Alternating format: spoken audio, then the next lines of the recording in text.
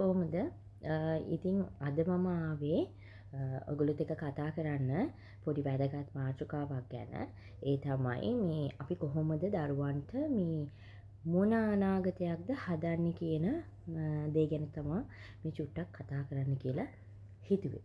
අද ඉතින් මම කියන්නේ අද අපේ දරුවන්ට ඇත්තටම අතේ තියෙන්නේ පන්දුවක් නෙමෙයිනේ.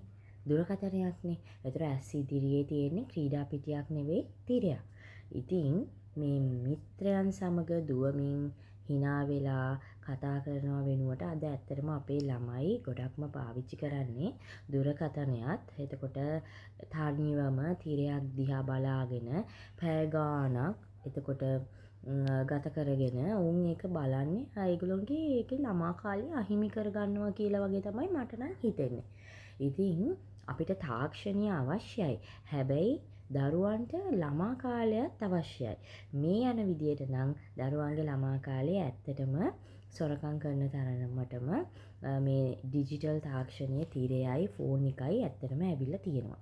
ඉතින් ඒ වගේම තමයි තාක්ෂණය තිබ්බත් මේ ක්‍රීඩාව කියන දේ දරුවන්ගේ අතින් ගිලිහිලා ගිහිල්ලා තියෙනවා මේ වෙනකොට.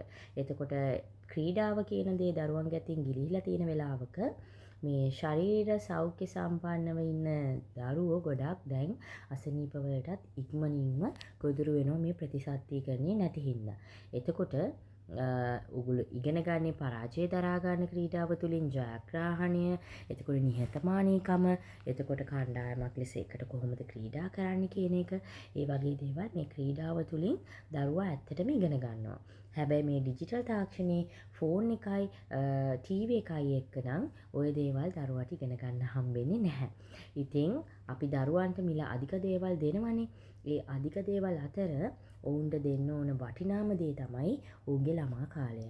ඉතින් ආදරය සහ කාලය ක්‍රීඩා කරන්න නිදහස දෙනවා නම් ඒගොල්ලෝ තවත් සුන්දර දරුවෝ විදියට මේ ලංකාවේ සහ ලෝකේ ඉස්සරහට ජීවත් වෙයි.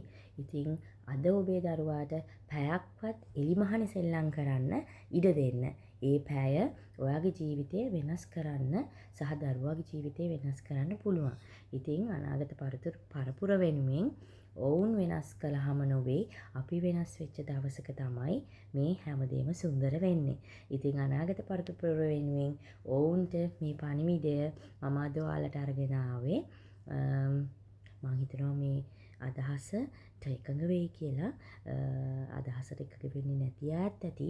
ඒත් මම හිතනවා තමන්ගේ දරුවෝ වෙනුවෙන් වටිනා කාලය වටිනා දේවල් අරන් දෙනවා වෙනුවට පොඩ්ඩක් ඒගොල්ලෝගේ ළමා කාලය ගත කරන්න, එලිමහනේ සෙල්ලම් කරන්න, ක්‍රීඩාවකට යොමු කරන්න පුළුවන් නම් ඇත්තටම අපි දෙගොල්ලොම ජයග්‍රහණය කරයි.